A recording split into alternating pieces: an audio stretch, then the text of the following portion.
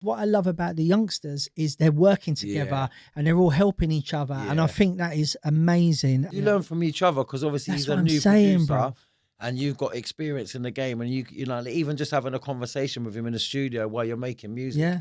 You're both learning off each other. You're both feeding each other's basket. I got a tune coming out soon with Captain Bass. I started something. I sent it to him because he's in Belgium. We sent it about maybe 10 times between each other. And I remember when he sent it back to me, the drum stems were so minimal. Yeah. And I looked at it and I went, wow, okay, that's really interesting. We're all learning off each other. And that's why I think collaboration is the biggest tip I can give to anyone. SaSaSaS, SaSaSaS show. Best of the best of the best with the very fresh flow. Yes. We're back for another edition of SaSaSaS Life and Laughter, and we're going to get straight into it. My boy Shabba D, Fantasy in the place. And you know what? We're no messing about. Do the usual, like, subscribe, hit that bell button, a notification. Comment. Yep, comment. Please leave your comments. And we're going to get straight into it. We're going to talk about how to make it in drum and bass, how to make it as a DJ or an MC. And so what I'm going to do is I'm going to hand it straight over to Shabs. Shabs, what advice would you give to an aspiring MC stroke vocalist that wants to get into drum and bass? Good question. By the way, I'm still trying to make it, you know. Yeah, I'm still trying to make it. That's my attitude. Yeah. Do you know what I mean? There's still loads of things I want to do and I want to complete and accomplish. Do you know what I mean? So I love that because that's my attitude from the minute I got into it. You got to love it. Do you know what I mean? That's the most important thing. Anything you do, whether it's a 9 to 5 working, you got to really enjoy it and try and love it. And probably some jobs are hard to love and people just do them. Yeah. But yeah, I mean, I always gratitude, give thanks. Do you know what I mean? Yeah, daily. 100%. But yeah, I suppose attitude is important. It's the same as the film industry, the sport industry, any industry. You got to kind of just have that personality where you got to be professional. But getting into it, obviously people don't know that and they learn themselves. Some people learn the hard way. Do you know what I mean? And things like that. But I think attitude is important. Dedication, commitment. Yeah, man, all them things there, like writing lyrics, like you said, writing lyrics is important for an MC, obviously, getting about, going back to when I got into it, just being about, being in people's faces, you know. What's more important to you, say like, you've ticked on, while you were just saying that about attitude and everything, perfect, because my thought process was in the sort of practical things to do, but they're actually very, very important. What you just said, having the right attitude and being cool with everybody, you know what I mean? And I think that's really important. And you know, but what is, as an MC, so you know, we obviously work with a lot of MCs. Like, what advice would you give to someone? Would you say what's more important, writing a big hook, sing back that the crowd can sing back to you, or writing the most sickest intricate bars that you've ever heard in your life? What is more important to you? Well, it's preference, isn't it? First of all, it's who's listening to it and what they prefer and what you prefer as an artist. I do both. So I'm versatile as an artist. I write hooks, I write bars. I try to do a little bit, you know what I mean? Not a little bit of everything, but I kind of just versatile. So musically as well, kind of just, I can ride any rhythm really, as long as it's got a beat, and I've always been good at that. But I think actually, like with music, with lyrics, it depends what you're doing it for. If it's a mixtape and you want it to be the sickest mixtape with 1 million bars on it, or you're just kind of making a hook for a tune and you want to sing along. But sing-alongs in raves is just like, I think it's like a wave.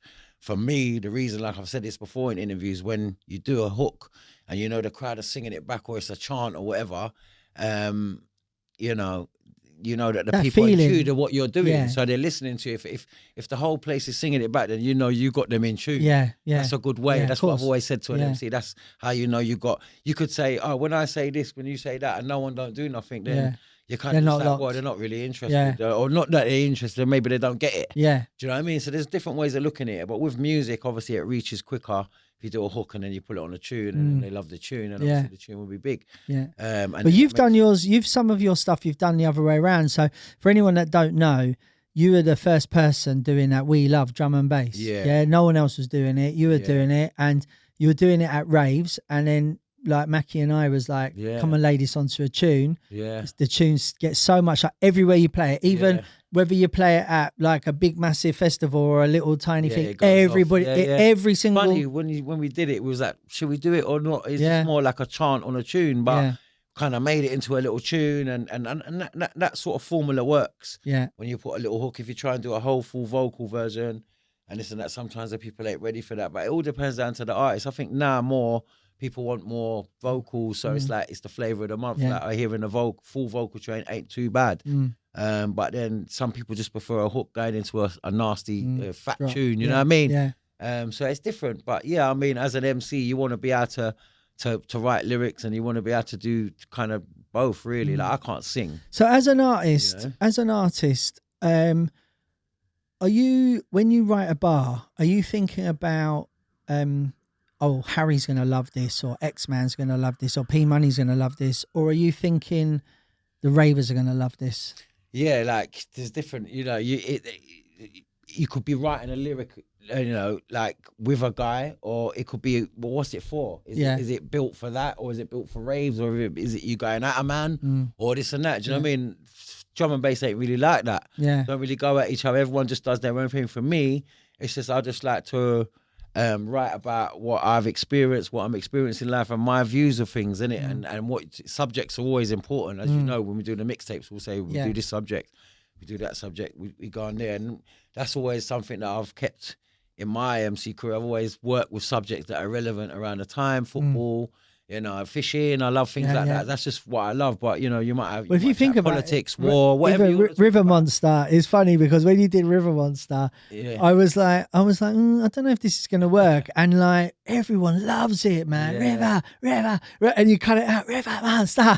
Yeah, I think the people is something what they can relate to. A lot of people are into fishing and drum and bass, and I love it. And it's just expressing yourself as an artist. Like you could go and look at, you know, Jay-Z and all these rappers, Eminem and whatever, they would always tell you they're probably chatting from their heart and what they're going through at that time. So, I, you know, the lockdown fishing was something that I was really loving, do you know what I mean? And I just like expressing myself with it. So and put it on music is even is a blessing. Of course. You know, what about you as a DJ? Like, how did you get into DJing? What makes you bust in 2023 as a DJ? I think as a DJ, I think, again, you're right. You have to be out there networking and getting to see people. But I think in 2023, a lot of it is to do with like social media presence. You know, and I think that's why you're seeing a lot of young artists that are doing really well, because they're really great on socials. And some artists that are sick, that maybe not doing as well, are not so social present. And the thing is, it's quite difficult.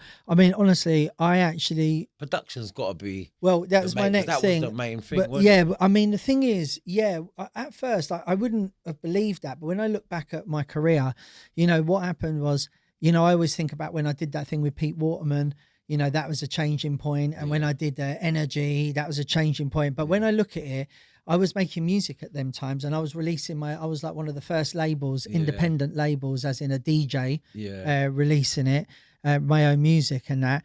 And that probably helped me massively. But one thing I would give to producers now in 2023, aspiring DJ producers, is collab.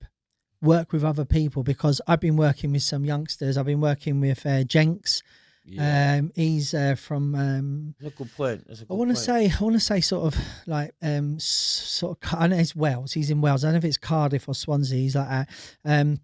Also working with Kinetics. Another. I mean, you've seen people come and go. Like, how many people have you seen come and go? People that are still here now. Like, there was coming through, and now they're just well, back then, if you think about it, back in the day.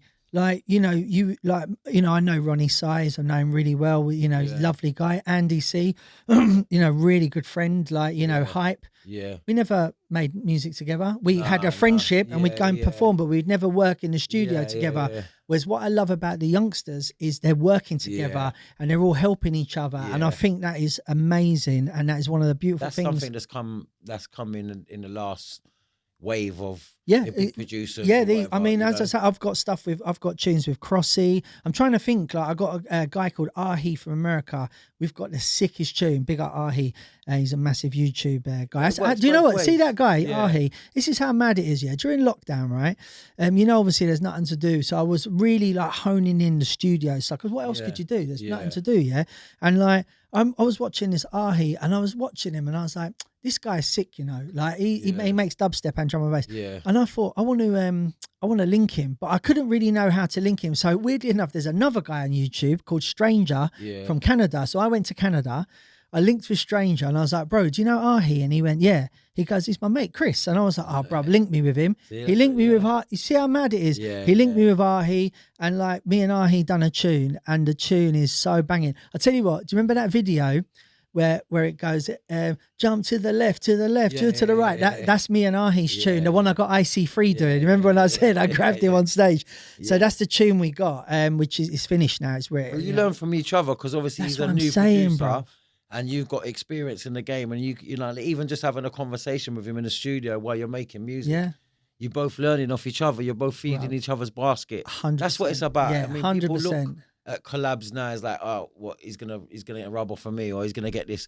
But I mean, you can't compare the like. If someone got 400,000 followers to someone's got 20, and then they'll be like, yeah, but why am I collabing with him? Yeah. But it doesn't really matter. I think a lot of the new school guys, they're kind of thing up, unless they've got people in their ear saying, don't do that because of this and that.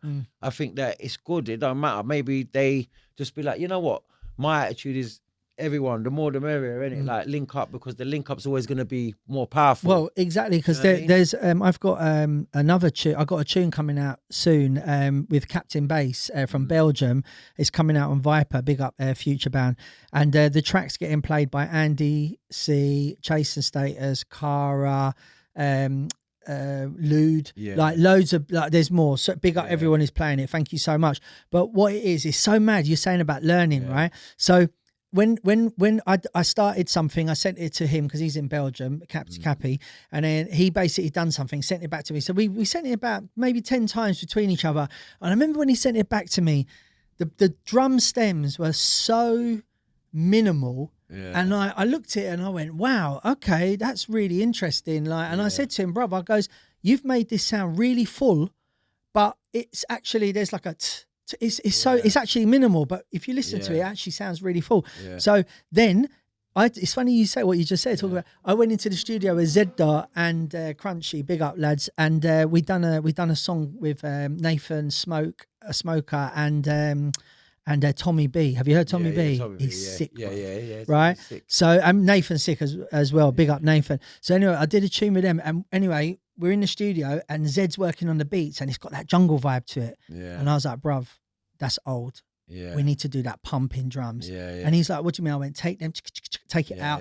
And what it is, when we done it, he went, rah, I see what you mean. Yeah. And it's so mad. He's learning. But that's what I'm saying. We're all learning off each other. And that's why I think collaboration is the biggest tip I can give to anyone. And like, you know, I'm working with new producers like that, you know, may not have many followers. I don't really care, because I'm learning from each of these kids. Don't forget, they're sitting on a computer all day. Yeah. Followers is irrelevant. Just to get that one in there, because I think people are buying followers now. That, you know, you can actually pay money to channel your Instagram. You know, it ain't really buying followers. They just reach out to profiles and they grow. So link in the description if you want Shabba to get you extra followers. No, I'm only joking. I'm only joking. I've got organic. I don't deal with. I'm I'll taking get the piss. approached every day by hundreds of accounts. You know. I noticed that. Funny enough, in the lockdown, I noticed your following went massively up because you were really active. Yeah. In the lockdown, I felt that everyone was in such a crap place that I just felt it wasn't.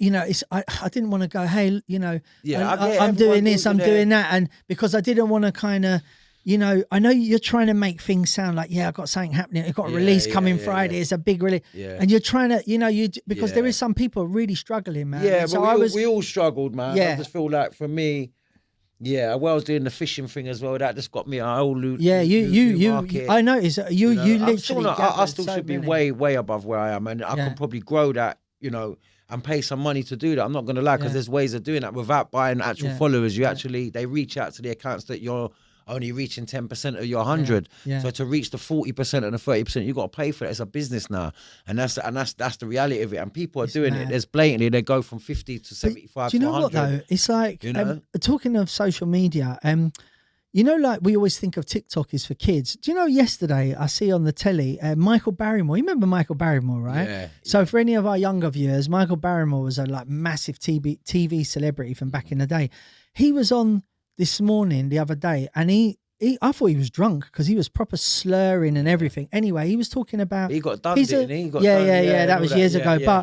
But you know what? He's actually a bit of a TikTok sensation now. Yeah. And I said to the missus, because I just walked in to tell her something, and she went, look at him, like he's controversial. That's why people like just are watching him. He was actually on telly going, thank you, TikTok. Like, it's almost like TikTok is his new TV station. Yeah, mad, isn't it? Because he's probably been banned from TV. Yeah, well, I think that's what and it that's, is. you know, there's all that, but I think people in this world, it's like, you know, Andrew Tate and all that, and all these people, they're just controversial. He actually got released today, didn't he? Yeah. I mean, Well, like he's court the case, I most think. followed man on the planet, or you know, Googled man, or whatever. Is he? Like, yeah, like that's you know, he shot told me about him like months and I know when years ago. when we spoke about him on one of the pods, Shotta got a bit attacked. Yeah, I mean, you know what it is, like everyone's got their own opinion in it, but I'm Yeah. saying that my point being that he's just controversial, so people watch him for the controversial Do you side know of what? All right, like I had this conversation with my daughter the other day. It didn't go down well, but I'll just tell you. I think that in society, what we do is we hear what other people think of someone and we make a judgment. I think that's just society. If you turn around and say to me, I'm a show producer and I don't really like him, because you're my mate, I might kind of prejudge him. But then I find, hold on, I've just talked to him for 20 minutes. He's the best geezer I've met in years. That's true, yeah. And I think we do that. Good point. So anyway, I had this this thought process. Like I obviously was like everybody. Like, you know someone because he told you he's like that, then that's what everyone's perception. And when you meet him, you think, you know what, he's all right. Exactly. Do you know what I mean? And this is but what it is like what happened was like I came in one night about 3 a.m. after a gig, and I was sitting eating some toast, and I don't know why, because I just had a wicked show. I was a bit pissed off about something. I know what I was pissed off about, and but anyway, it doesn't matter. And I was just sitting on Instagram, and you know when you're eating just like 3 a.m, just scrolling. Next thing you know, Andrew Tate, I don't even follow him. He come up on my timeline, and the message was, if you're pissed off about something, get over it. Stop feeling sorry for yourself and deal with it. Yeah. And I remember thinking, right, is that for you? Yeah. That was so weird, because you know people go, oh, your phone listens to you, but I wasn't even talking. This was in my head, and I see that message, and that made me go, right, click. I clicked on him, and I started. Algorithm, you know, like, all right, man told me about. That's a good point. So your algorithm now, they've got different ways of getting it right. So if you say certain words, your algorithm, they can connect. Yeah, but I never spoke, bruv. Yeah, but you say, like, you said something to say we was just talking to the missus on the phone, and that make you think now, or anybody, and you say something. Yeah, but I never told anyone. Like effing or this and that. That algorithm, bro, like, they get algorithm from that now. I've learned this through my missus, because she works with technology, and she's saying this is how the forwards, you know what I mean? How forward it is now. That before on your phone you could search for something and you know they're gonna get it through the search engine, but now they can do it like it's like the you know, like certain things. So basically, right. I want to collab with Drake. Yeah. Right, let's see what we can do. And then you see bare Drake videos coming up. So you say Drake. Yeah, all right. Well, we're going to do a test, right? We're going to do a test, guys. Drake. Yeah, I want to collab with Drake. I want to hear Drake on D&B. Now, I swear, if this happens, I will video it and screenshot videos and go, no way, we're going to do a test. But I anyway, just finish off my Andrew Tate thing, is I actually clicked on some of the things, and after I watched maybe 20, 30 videos, I actually was like, oh, like, you know, before I had this opinion. I changed my opinion on him, but I didn't even know who he was. No. Shotta told me about him, and then because he said most Google, so I Googled him. Yeah. And so you added to that algorithm. And some of the things I was like, whoa. Yeah. But then when I check it, like, enough of the things he was saying, it did make, and that's the thing, like, it's on that line. I don't know, like, I wouldn't even say that I'm even going to get into a debate with anyone about this guy. Do you get what I mean? But I'm just saying my opinion on him. There was things he said that I agree. Like, I was like, wow, that's true. Can you I know ask what I mean? you? Do you think he would make a great drum and bass MC? You mate, but one thing I know, you get him on your bill, your dance is jam. Do you think so? Yeah, I'm gonna book him, mate. Right, no, listen. no, joke. Hit him up and say, yo, listen, bro. But that's one guarantee, innit? You know that he's Yeah. popular. So, but then again, you might get man coming to look and do him something and spoil your raves. You know?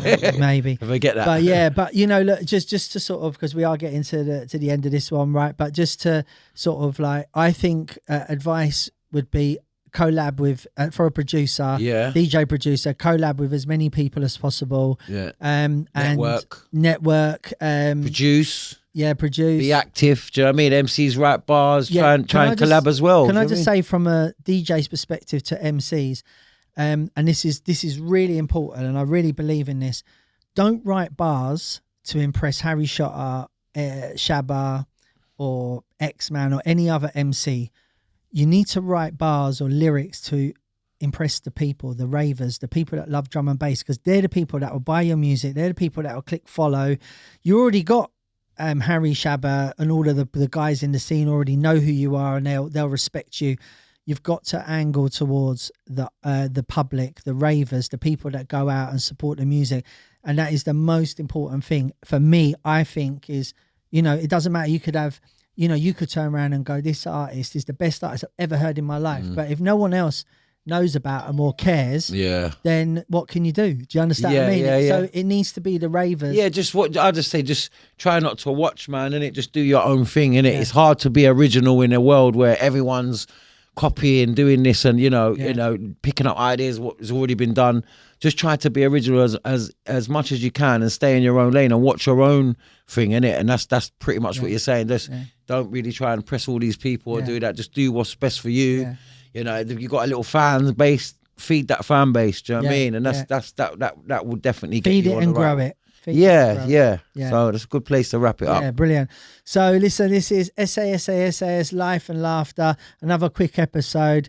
We've got to go out, catch a flight tonight. He's got some shows tonight. So big love to each and everybody who's locked in. Remember to like, subscribe, share, leave a comment, please. We want to see your comments and give us some thoughts. And you know what? If you know any wicked artists that we're unaware of, just at them. Like, leave a message. You know, spread the word. Yeah, spread the word. Let us investigate them and find out who they are and that. So big love. This is Fantasy and Shabadini signing out. Peace.